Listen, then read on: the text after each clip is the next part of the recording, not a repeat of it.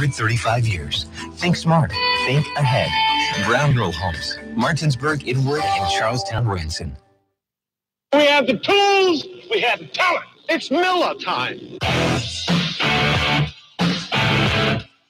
It's Miller time on Talk Radio WRNR. A look at local sports with the play-by-play voice of local sports, Matt Miller.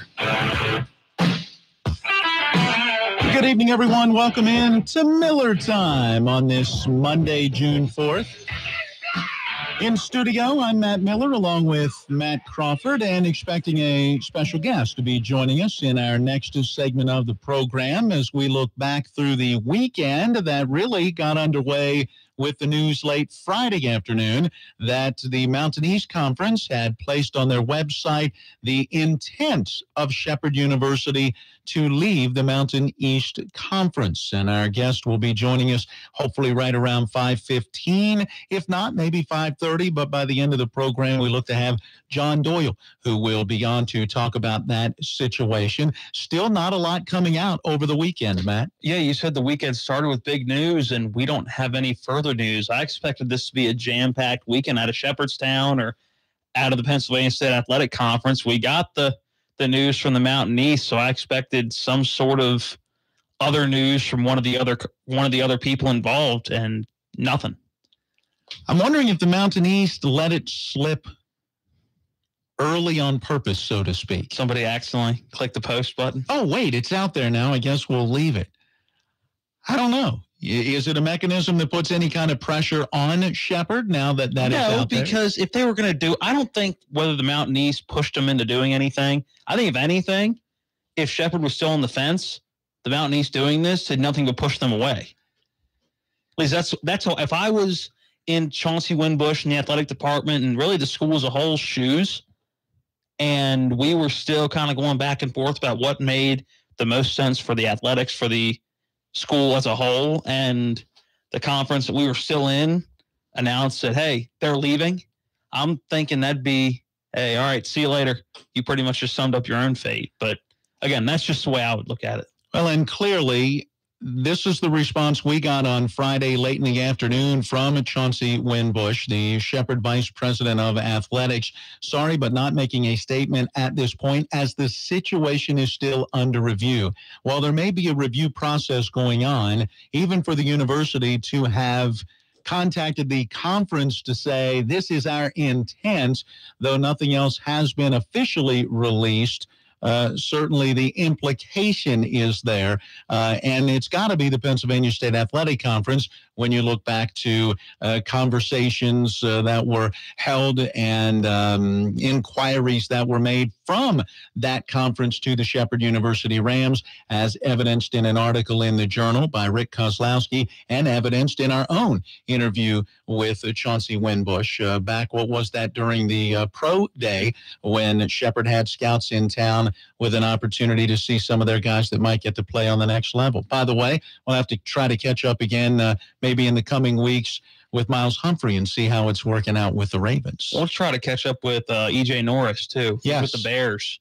And apparently doing really well. I've seen a couple of things about how he's doing pretty well during the OTA so far. So we should try to get a hold of him, too. Oh, that's neat. And I've read some good articles still coming out of Philadelphia with Trey Sullivan and Billy Brown, who were on that practice squad with the world champion Eagles all last year. So some good things going on in Shepherdstown and with Shepherd Athletics. All right, let's go back over the weekend. High school sports Saturday, champions crowned in baseball. And the Martinsburg Bulldogs, when you look at it, I think were so close to being the surprise of the entire state as Hurricane, who nipped Martinsburg 6-5 in 8 innings in the semifinals, went on to beat Wheeling Park by a final of 11-5. I think they were so close at several points in that game. It's like there was one play where you went, man, if that happened, then probably Martinsburg could have found a way to get the victory. But there was, especially looking back at the replay on Metro News, there was a couple of different plays throughout the game where you're kind of scratching your head going, man, that should have gone the other way, and it would have put Martinsburg in a much better position to win. As is, Martinsburg finished an outstanding season, reaching the state tournament for the first time since 2009. Congratulations to Kyle Farmer. Word coming out after the championship that Farmer is the lone Martinsburg member to be named to the Class AAA All-Tournament team. Meanwhile, hey, we saw some runs scored this season in our coverage of 30 high school baseball games this spring. But how about the AA championship? Bridgeport is down 7-1 in the second inning and down 13-8 going into the bottom of the sixth inning and rally to beat Wayne 17-15. Now, does it really surprise you that happened this year in high school baseball? It's a championship game. Good grief, 17-15. That's a slow pitch softball score. That doesn't mean anything. Look at the different levels and the level of play, even in game 2 of the regional championship game. That's a championship game. It's a championship game of a region. And we saw on both sides between Washington and Martinsburg, one of the hardest pitching games on both sides. So honestly, after seeing what we saw this year and just the total chaos that was high school baseball, nothing really surprises me anymore.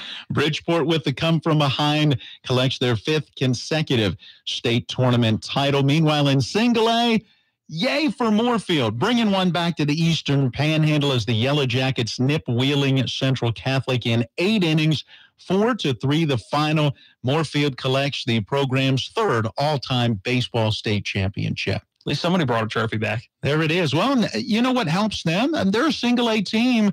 They compete against a lot of the AAA teams right here in the Eastern Panhandle. They don't back down from that competition. I got to imagine that makes them better and has them prepared for when they get down to Charleston. It can't hurt them. So it's got to make them better.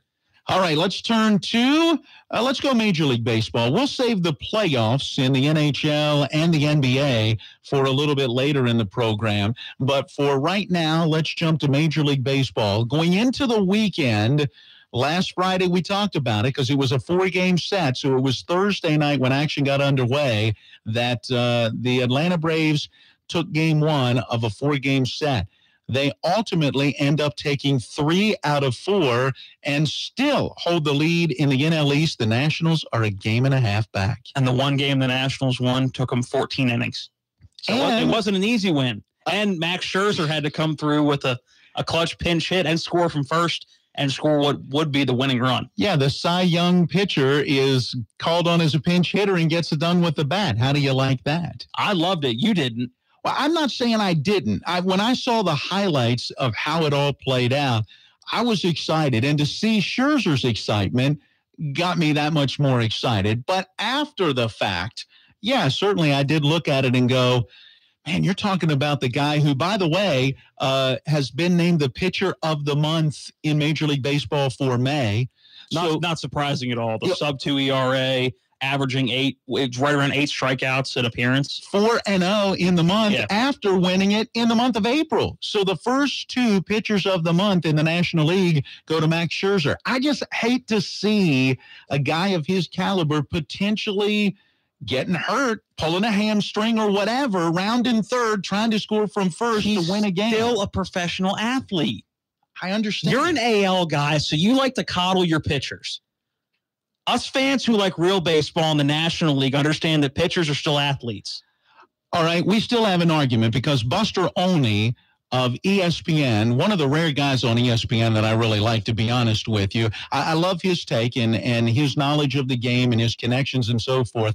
He had a great article. We'll have to save this for later in the week, where he talked about home runs, walks, and strikeouts have replaced some of the more subtle elements of the game, such as you're not seeing as many stolen bases. You're not seeing hit and runs as much. You're not seeing sacrifice bunts, squeeze plays, those kind of things, because it's all about the numbers. Well, that's it. And he brings that up. Managers are managing by analytics as opposed to a thought or a feel of the game. And he even quotes a manager. He doesn't identify the manager, but quotes a manager as saying, I really don't have that much to do anymore during a game. All I have to be responsible for is determining whether or when to make a pitching change. But as far as strategy, it's kind of out of my hands right now. And I still think there are managers that are more hands-on. Not many. I still think you have some of the managers that still go with the old school philosophy and go with gut. I mean, I'm sure they use the analytics, but still use that. I mean, look at how many look at the manager in Tampa. Was that analytics using? I guess you probably could make the argument that having the designated starting pitcher, right, could have been analytics based on numbers. Yeah. But still, while that's using analytics, most likely, that's still. But you didn't like that idea. I didn't, but I'm just telling you that was still an original thought where he came up with that idea and said, you know what, I'm going to implement this. You and I are pretty good at agreeing to disagree. We are. And we get along great. That's what I love. Even when I tell you that Fairmont State's 2 hours and 45 minutes away and you correct me as if I was way off. It's 2:47. It's 2:47. Got to give that extra 2 minutes because of traffic. You got to go through. You're telling me you can't make up 2 minutes going down? What I'm telling you is here's the highlights of yesterday's walk-off loss for the Nationals. Roark sets. And the pitch swung on, hit in the air to deep left field. Soto going back, way back, going, and gone, goodbye. A pinch hit. Walk-off home run for Charlie Culberson wins the game for Atlanta. Who? Charlie Culberson? It was his second home run of the year, a pinch hit homer. I'm telling you right now, I think this Braves team might be sticking around in this NL East race. They're surprising a lot of people, myself included. I did not think they would stick around. When the Nats you can go back and pull the clip when the Nats got that half-game advantage before they started this series. I was a firm believer the Nats took first place and weren't going to look back the rest of the season, and game and a half back now, and the Braves are looking good. The Phillies have hit a tough patch right now that even has Jake Arrieta fussing and cussing at his teammates and making mistakes and not getting the job done. Well, he went to Philadelphia. So, hey, he made the choice to go to Philly. They're 31. It's like somebody joining the Browns and complaining that they're losing. They're 31-26. So right now in the East, Atlanta a game and a half up on Washington. Philly is 3 back, and the Mets have dropped now to 7 back as they lost to some team called the Cubs yesterday, 2-0 the final. Break out the brooms, baby. Go Cubbies. On their game back in Milwaukee. You want to sing your Cubs win song or whatever that is? I'm not jumping the gun that early. They still need to show me a little bit more, but a good start. They've had a good late May and early June. Jason Colrick is out there singing it somewhere. So, all right, we've got John Doyle in studio. If you want to watch us, we're on YouTube on WRNR TV. You can watch and you can continue to listen as we come back with more Miller Time.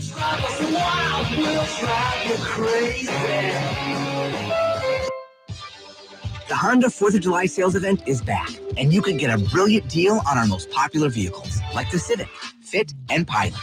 It's a reason to celebrate across the country. From the Liberty Bell to Hollywood, Cape Cod, Atlantic City, the Grand Canyon, the Mojave Desert,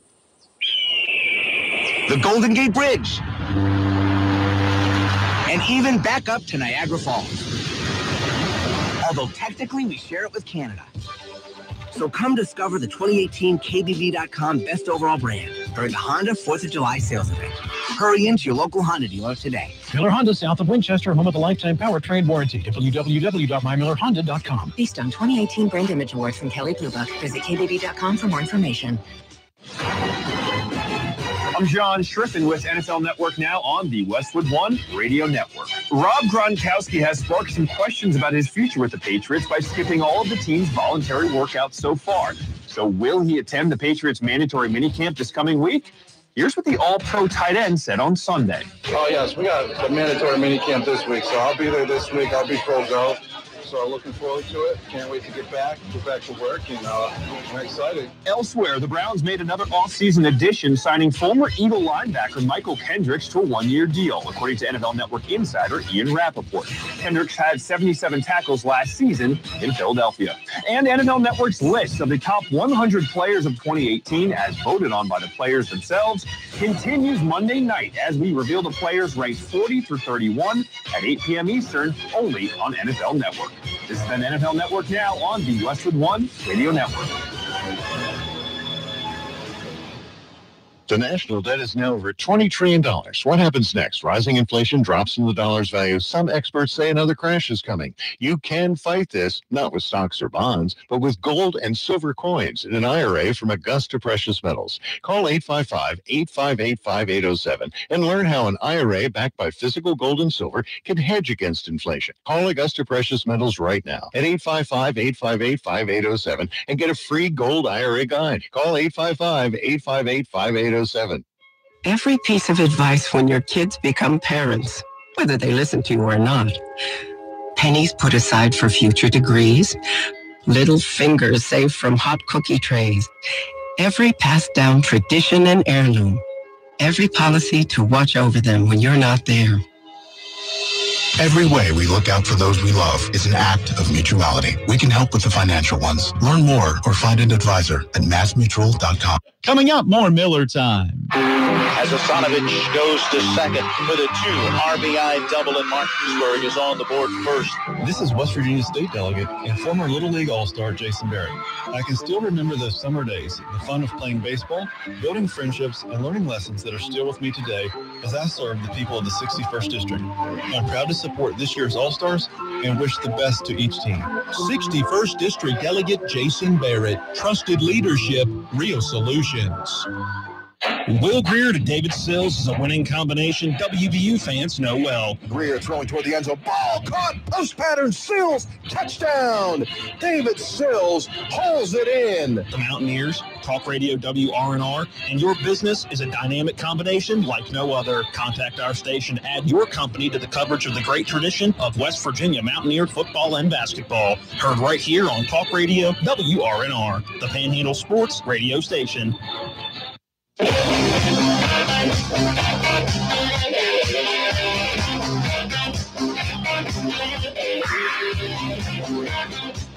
We welcome you back into Miller Time on this Monday evening, along with Matt Crawford. I'm Matt Miller. Joining us in studio, John Doyle, former legislator, working again to be a legislator, a Shepherd University graduate. Yes. And a gentleman who has supported the university in so many ways through his years, and we thought he would be a perfect one to come in and talk a little bit about the situation that appears to be that the Shepherd University Rams will be moving to the Pennsylvania State Athletic Conference, not this coming season, but in the 2019-2020 calendar and academic year. First of all, what are your thoughts when you hear that they're leaving the Mountain East? Well, I have serious concerns about it, and I expressed these concerns to President Hendricks. And my concern, I say concerns, I have a serious concern, and that is we start out with, and I served 22 years in the House of Delegates, and many of the members of the House of Delegates and the State Senate are people with whom I have served. Generally speaking, the Eastern Panhandle is thought of in much of the rest of the state as uppity and too wealthy. And this is particularly true with their attitude about Shepherd. In the not this past session of the legislature, but the one before, there was a bill that came over from the Senate that added 1% to Shepherd's base budget. And Shepherd is seriously underfunded compared to the other institutions like Shepherd, what I call the tertiary universities, Fairmont, West Liberty, Concord, Glenville, and West Virginia State. Shepherd is seriously underfunded. Craig Blair, who was chair of the Finance Committee, put an extra bit of money in. The House of Delegates voted it down. I heard several speeches on the floor, including from some of my friends, saying basically Shepherd did not deserve any more money than it got. That is the background. I think there's going to be resentment that Shepherd is joining a league called the Pennsylvania State Athletic Conference. It isn't like before when it was the West Virginia conference. If Shepherd would have left there and gone anywhere, there would have been resentment. Now that part is gone. but entering a league called the Pennsylvania State Athletic Conference. In fact, in my conversation with President Hendricks, I said, if you're going to go, you need to see if you can get that league to change its name from the PSAC to the ESAC. That would be the Eastern States Athletic Conference. If that were done, I don't think there'd be any problem at all. But I do think, and particularly now, there is a move afoot to finally have a funding formula for higher education. We've not had one ever. Basically, the funding formula is what was your base budget 40 years ago? And of course, Shepherd is more than twice the size that it was 40 years ago. And most of the other institutions are essentially the same size. So what we have, this lack of a formula, is not fair to Shepherd. Shepherd stands to gain about $3 million in its base budget. It has about, $8.5 million or $9 million now. It would go to close to $12 million.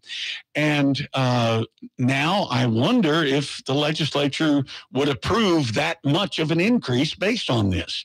Now, I hope I'm wrong. There are people who say, oh, John, don't worry about that.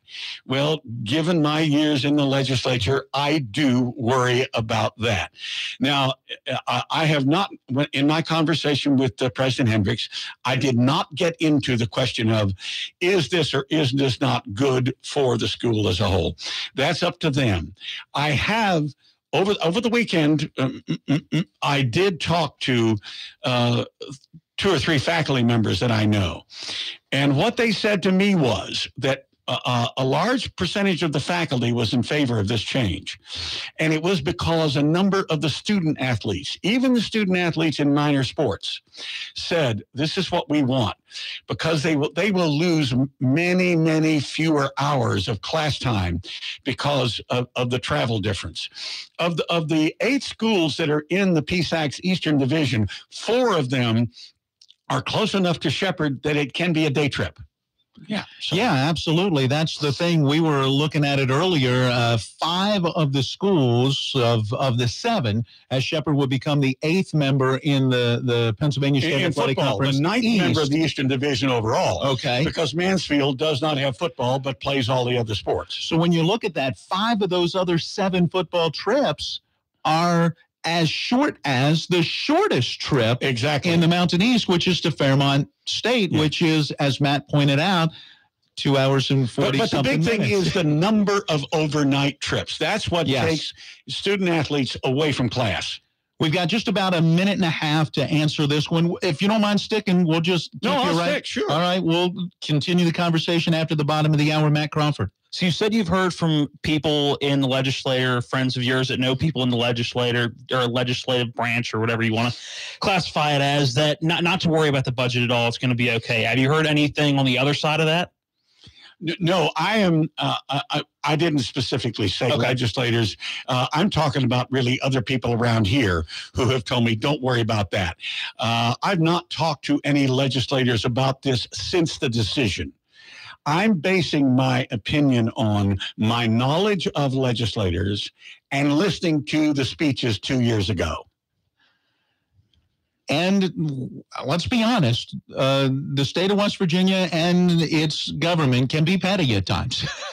Any government can be petty at times. And so there has to be at least a little bit of concern. But at the same time, government is made up of human beings, for heaven's sake. you can still, if you're Shepherd University, play some teams in the current Mountain East Conference, if any team would like to schedule, because you do in that Pennsylvania State Athletic Conference have at least one. You may not get many other opportunities, but I believe there's at least in football, one. There's only one, and it's the opening date. That's it. And I would like to see Shepherd play Fairmont in the opening game every year. Yeah, and so there's still that opportunity. And from a money standpoint, if you're going to save dollars by not having to travel as much, you mentioned class time, there's dollars that have got to be considered in there as well. How can the legislature look at it and think that it's a bad thing? We'll continue the conversation after this. We got to get in our bottom of the hour break. John Doyle is joining us as we talk Shepherd University athletics and a move from the Mountain East Conference. Stay tuned for more Miller Time. CBS News Update. Religious and conservative groups are hailing the 7-2 Supreme Court decision that sided with a Colorado baker who refused to make a wedding cake for a gay couple. Reporter Rick Salinger has more from Denver. Jack Phillips is a very quiet, modest religious man with a strong belief that a marriage is between a man and a woman. He said he would gladly sell any pre-made cake in his store to the gay couple Charlie Craig and David Mullins. But making a cake, especially for a gay wedding, was something he could not do. CBS News Justice reporter Paula Reed says the scope of the ruling was very narrow. Here the court sort of dodged the larger question of whether or not a private business can refuse services to gay people, or in this case, a gay couple. In many ways, this case was considered the sequel to the Supreme Court's landmark ruling on gay marriage. The High Court legalized gay marriage in 2015. CBS News Update, I'm Pam Coulter. Local forecast. Weatherman Bob Coogan.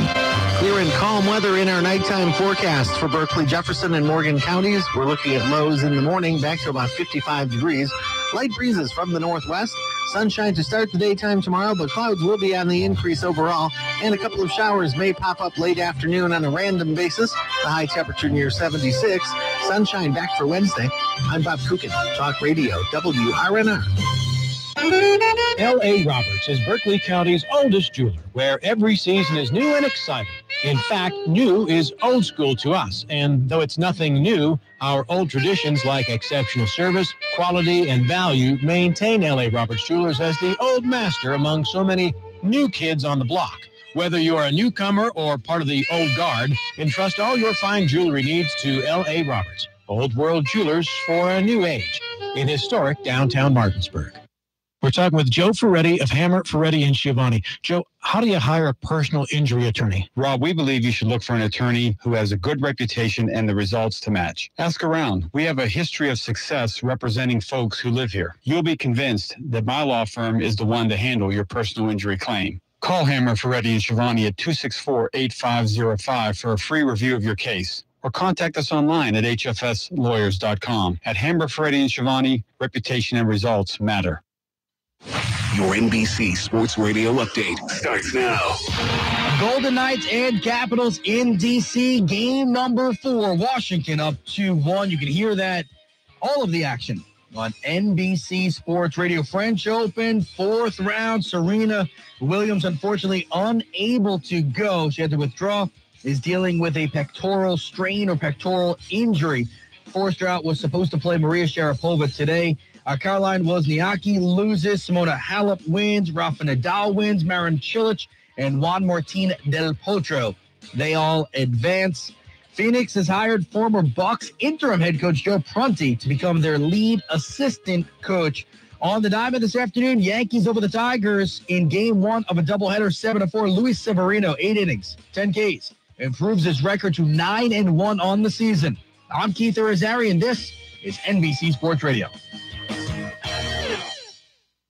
Why Apple Valley Chevrolet Toyota in Martinsburg? Because we're a name you can trust. And you can trust that you'll always find a large selection of over 400 new Chevrolets and a wide selection of new Toyotas at unbeatable prices. How unbeatable? Well, we will not be beat on any deal on any new Chevrolet or Toyota. That's right. You will not find a lower price, guaranteed. From Chevy Cruzes, Malibus, Impalas, Equinox, Suburbans, Silverados, to Toyota Yaris, Corollas, Camrys, Avalons, and more. No one beats an Apple Valley Chevrolet Toyota deal. And remember to check your mailbox for this month's specials and great savings. Simply put, if you're in the market or will soon be in the market for a new or newer vehicle, check out all that Apple Valley Chevrolet Toyota has to offer. We're Apple Valley Chevrolet Toyota in Martinsburg, or online at applevalleychevy.com. That's applevalleychevy.com. Apple Valley Chevrolet Toyota, the name you can trust.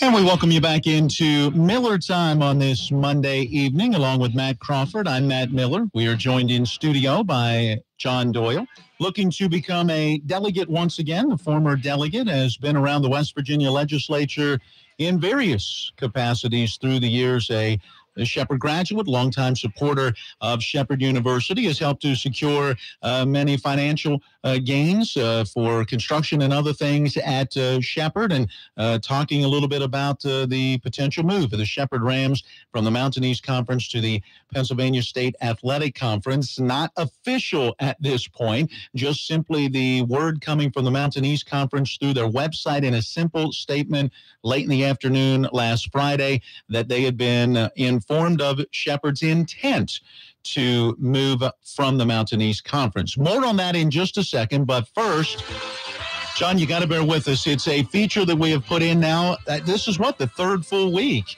of yesterday's date in sports history. Not today's, but yesterday's. So we're looking back to, what would that be, the 3rd of June. And so let's go to baseball. 1851, the first baseball uniforms are worn. How would you like to have been a New York Knickerbocker wearing a straw hat, a white shirt, and blue long trousers?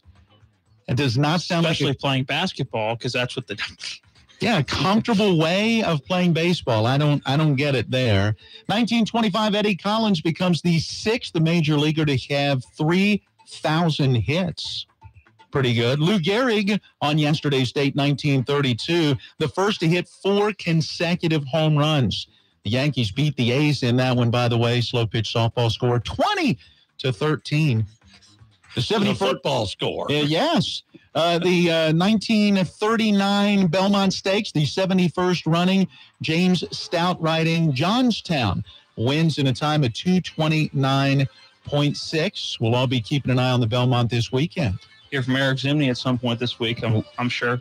We will, and see if Justify can go on to the Triple Crown. All right, let's see. Maybe 2 or 3 more. 1955, yesterday's date, Stan Musial hits his 300th career home run. And how about 1973, Ilie Nastase wins the 72nd Men's French Open. I know Matt's looking at me like, I don't even know that name. I do. Ilie Nastase. Nasty. Yes, he was. All right, yesterday's date in sports history, a feature you can hear coming out of the bottom of the hour each day on Miller Time. By the way, tonight's show goes till 6 o'clock as we then jump into NBC Sports Radio, leading up to the 7:45 pregame. Capitals and Golden Knights, a huge, huge Game 4 tonight. Understatement. I don't think you can put enough huges in before that statement. I mean, this is, if they can go back to Vegas with a 3-1 series lead, I'm not saying it's going to sum up the series because it's a Stanley Cup and you never know what can happen, but that would be massive. We will talk about it and hear from some of the participants in our final segment of today's Miller Time. But right now, we have held over John Doyle, getting some of his take on the potential Shepherd move and in particular, the potential financial impact. How will the state of West Virginia, how will the legislature, how will the other programs kind of treat Shepherd? You mentioned, John, going into the break, you would love to see that non-conference matchup if Shepherd does make this move as anticipated to stay at Fairmont State. There's been a pretty good rivalry with Glenville State in there as well. Could you see it rotating? I hope not, because Shepherd has played Fairmont more than any other school in its history. And I would like to see that rivalry continue every year. It would be kind of a reverse situation when Shepherd was in the West Virginia Conference and then later the Mountain East. The rivalry was Shippensburg every year from another conference. Now Shepherd moves into Shippensburg's conference, and it should be Fairmont. Those were the 2 biggest rivalries, and I want to keep that Fairmont rivalry. And at Ram Stadium, whenever Fairmont came, there would be a bigger crowd than for any other West Virginia Conference or Mountain East Conference team. You mentioned the crowd. Money coming into the athletic department is going to shoot up for home games based on the away fans coming. I mean, you think about how far a lot of the Mountain East fans have to travel. We crunched the numbers earlier, and you can have 5 PSAC schools get to Shepherdstown within the same time as you can get to Fairmont State. So what was it? shorter than a 3-hour trip, 5 PSAC schools you can get to and from Shepherdstown. So that's definitely going to add revenue for opposing fans coming in. That is exactly right. There's going to be more revenue for football. I've talked to, and I'm not going to name them, because these are private conversations, a couple of the coaches in what you might call minor sports, and I'll leave it go at that, who were concerned about this because almost all of these PSAC schools put much, much more money into athletics overall than Shepherd does. And it's in terms of being able to compete on the floor and on the field, Shepherd's teams at the moment would not be able to stack up against anything but the bottom 3 or 4 in many of these sports. Shepherd's going to have to figure out a way to get better in minor sports in order to compete in this league. So I understood the concern there. But in my conversations with President Hendricks, I never weighed in on this. It was my attitude that this was a university decision. My only role was to communicate to them what I thought might be a potential problem with the legislature if they moved into a league named the Pennsylvania State Conference. Well, and again, incidentally, the decision having been made, I know it's not official, but I'm told it really has been made. I think we all need to get behind it, accept it, and do the best we can. And whoever is in the legislature, me or anybody else that's running, be prepared to stick up for Shepherd. I think it might be a little bit tougher sell than it was before, but I'm not saying it's a lost cause. It's just going to be a harder fight. Well, and for the student athlete, I've got to imagine there's an excitement level there, as we've already talked about. Time out of the classroom will be lessened because the travel will be lessened. Hopefully, with a little more money saved from the travel, as well as maybe some more spectators coming in, maybe you do find a way to put a little bit more money into scholarships. That helps. And I got to imagine as a student athlete, you like that challenge, game in and game out, going out there and competing. You want to be your best, so you're competing against the best. I agree. It may take a little bit of time, and Shepherd fans have got to understand that, especially in certain sports, to ramp up to where they may need to be competitive year in and year out. But I don't think that'll be a problem. Shepherd will rise to that occasion. The facilities would be another question, and I don't know that there is a question. I think Shepherd's facilities overall can compete with anybody in the Pennsylvania State Athletic Conference. I'm not sure. I think the game day experience facilities are good. I think the Butcher Center could use a couple of revamp. I think the practice facilities and the training facility. I know being in the football and really all sport weight room, there are a lot. I mean, we've walked into Martinsburg High School and gone. Miles Humphrey, who did the internship over the fall, we walked into Martinsburg High School's weight room, and he went, wow, this is 10 times better than Shepherd's. So Rams Stadium, one of the best atmospheres in D2. So you think of that, and you think of the nice new soccer complex that's back in the back corner of the campus and things like that. But I think for the training facilities, there can be a lot more improvements. I agree with you. I'd phrase it this way. The outdoor game day fields are excellent. Now, and I agree with you about the Butcher Center. When the Butcher Center was built, it was the finest indoor facility in what is now the Mountain East Conference. It's now in the bottom third, because a number of these other schools have come up with facilities either through building new ones or renovation that are far superior. What I do think needs to happen with the Butcher Center, they've got to replace all of the seats they have now that are the bench seats with the chairback plastic seats that they have on one side. They need to have that all the way around. And I think they need to put bleachers in the upper concourse, particularly for commencement. In order to have enough seats for people that want to come to commencement. And who knows, maybe if they actually get some teams that start winning, they might need them for some basketball games, men's or women's. So, yeah.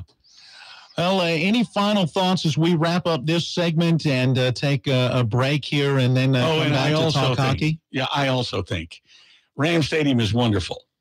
but it needs to have the concrete seats on the east side replaced with a mirror image of what's on the west side. Right. Another 2,700 seats, just like the 2,792 seats that are on the west side. Designed exactly the same way. Then it would really be classy looking. So again, we're talking. We need that for the fans that they're drawing. So there's certainly going to be some financial cost of leaving the MEC. Right. There are supposed to be some financial costs going into the Pennsylvania State Athletic Conference. I'd like to think those could be negotiable, considering it seems that the Pennsylvania State Athletic Conference is the one kind of coming to Shepherd. So they invited Shepherd. Yeah. Shepherd did not ask to come to the party. Right. And so we've got some other things we got to take care of. We'll see how negotiable that is. But then if you talk about needing to maybe upgrade some facilities, as we've talked about, including training, as well as then being able to upgrade things with scholarships, this sounds like a pretty big move. I mean, there is a lot going into this. And so we'll have to see how it plays out for Shepherd in coming seasons. Again, you still have one more year. We're talking the 2019-2020 season, which will really make the upcoming season 2018-19 kind of interesting. That final farewell through the Mountain East, Shepherd already gets everybody's best shot. I can only imagine it's going to be fun. Oh, boy. Yeah. John Doyle, thank you so much for stopping You're welcome. in. We appreciate it. John Doyle joining us here on Miller Time. Matt Crawford and I will be back. We'll turn to the NHL and the Stanley Cup Final. The Capitals and the Golden Knights. Tonight, we'll preview it next on Miller Time. We don't need no force control. Life is complicated, but your finances shouldn't have to be. At BCT, we simplify your financial life. Bank of Charlestown is a locally owned community bank with 7 conveniently located offices serving the Eastern Panhandle of West Virginia, Middleburg, Virginia, and their newest office in Hagerstown, Maryland. With over 140 years of experience, BCT is the tri-state area's choice for fast, convenient, and hassle-free banking solutions. Whether you are a high school senior looking for a student checking account, a college graduate purchasing a new car, a first-time home buyer, or investing for retirement, BCT has flexible solutions to fit your lifestyle. BCT is committed to providing everyday ways to simplify your financial life. Also, make sure you are following BCT on Twitter and Instagram at MyBCT or like their Facebook page to see how BCT reinvests local deposits back into the communities they serve. BCT, we simplify your financial life.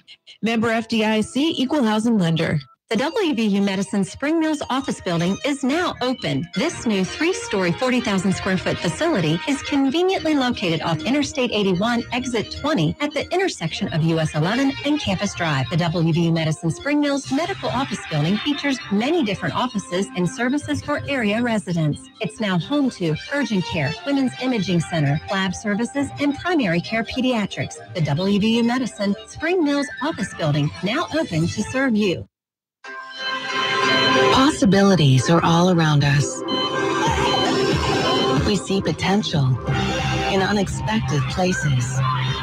And when we share our knowledge, vision, and connections, we turn great ideas into action in communities all around the world. Together, we can make real change happen. We're Rotary. We are people of action. Get involved at Rotary.org.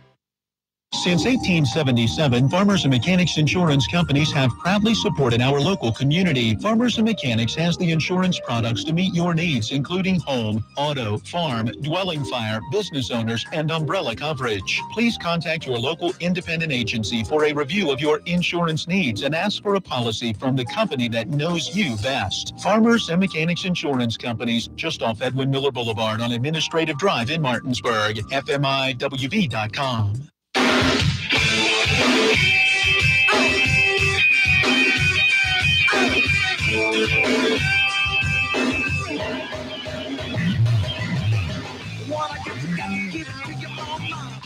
We welcome you back into this final segment of today's Miller Time.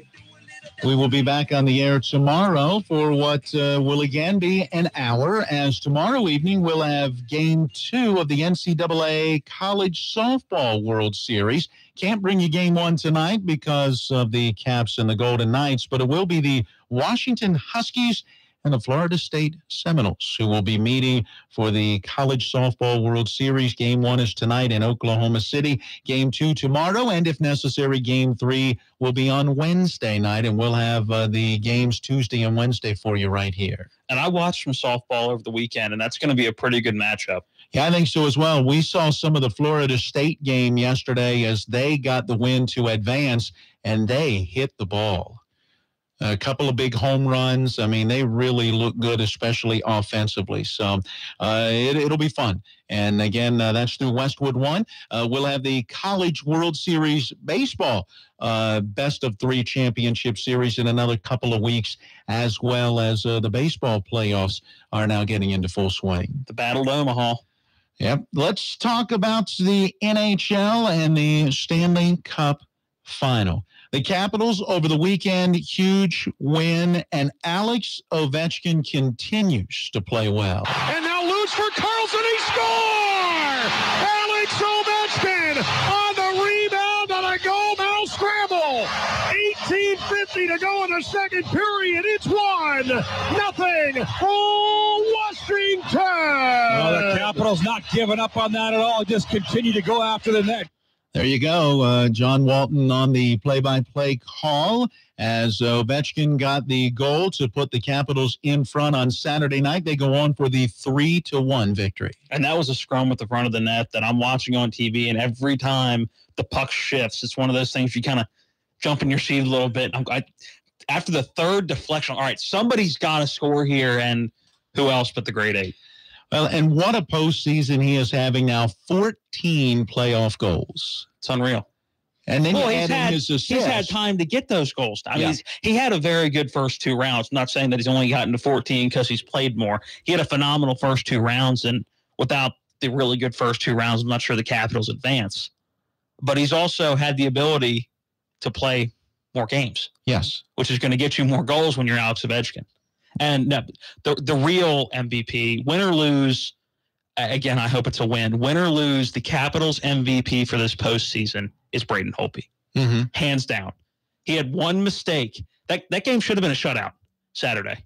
He made the mistake behind the net, passing it to the wrong side of the net. But hands down, Braden Holtby has been the MVP. I did not see it coming.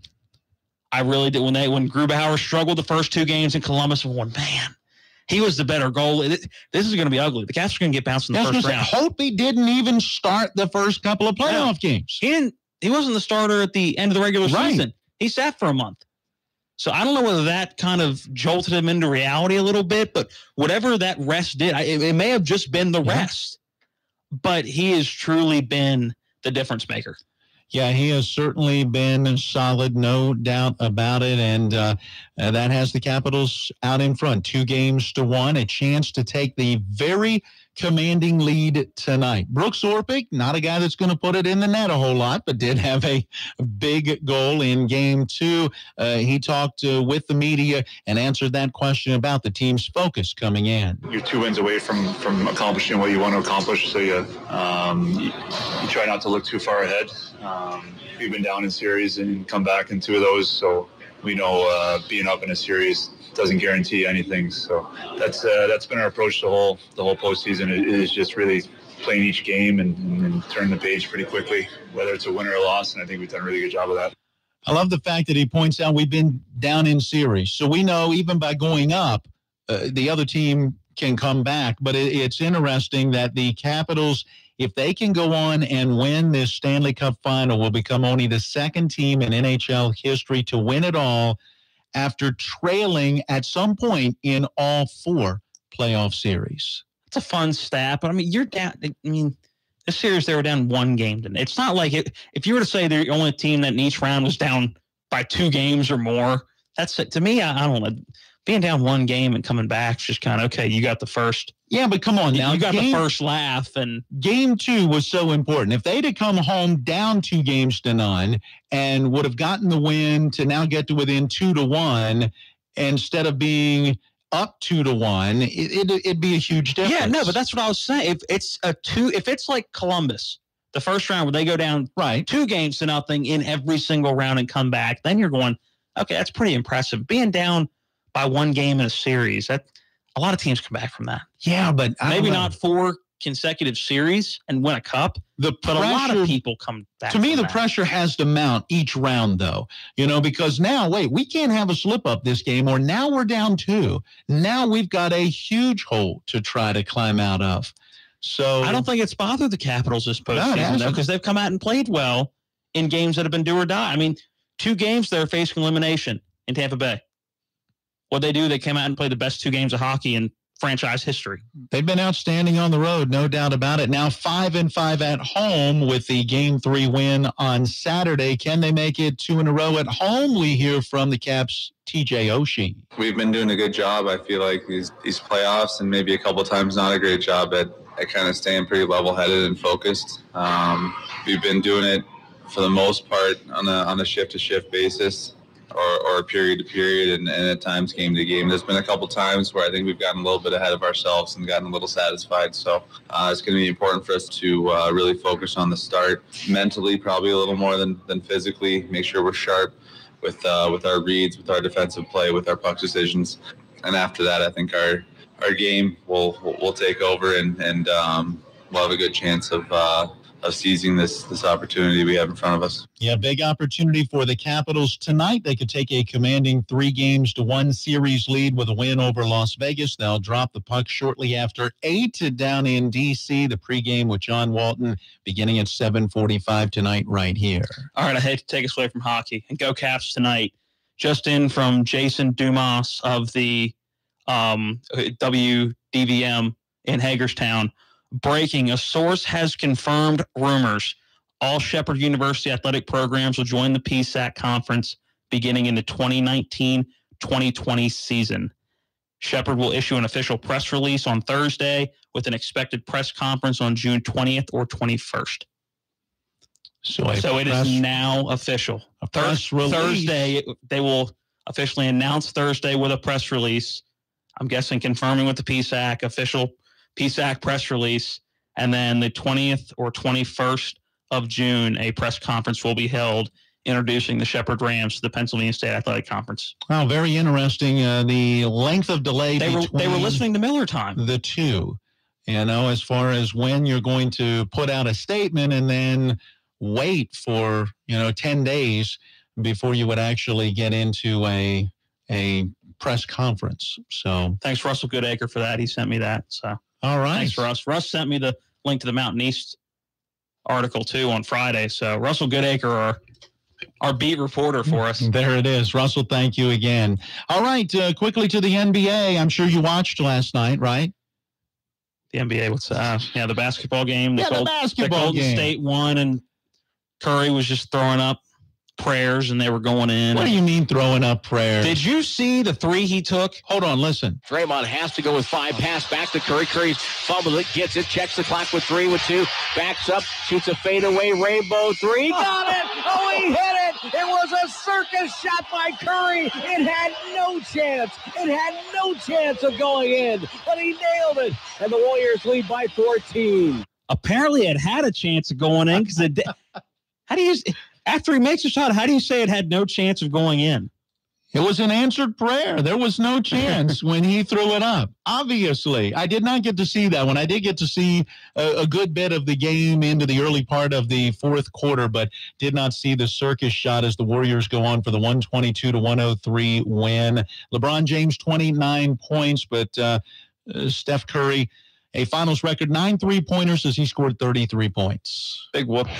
It's still hockey season. The Warriors seem in charge of that series heading into Game 3 in Cleveland. That's going to do it for today's Miller Time. Here's your local news from Talk Radio WRNR. According to a report in the Herald Mail, 54-year-old Norris Domer of Martinsburg is accused of sexually assaulting a girl. He's been charged with 3 counts of sexual offenses and was arraigned last week. His bond was set at $600,000. Sales taxes and safety fees on fireworks sold last year in West Virginia came to just over $1 million combined. That's well